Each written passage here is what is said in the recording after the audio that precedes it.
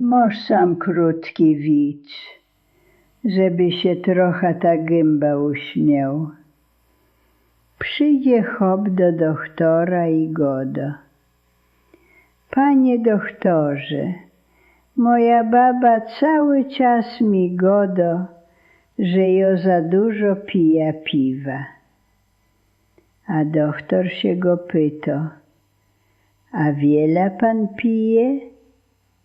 A chłop na to, no, rechci kto 15 na dzień. Doktor oczy wywalił. Jejku, przecie to strasznie dużo. I co baba na to godo? A co mogę dać? Ni godo nic, bo jo jej nie słucham. No, widzisz, jaki głupi chłop? Baby trzeba słuchać, bo baba ma zawsze racjo. Zapamiętaj to się, synek.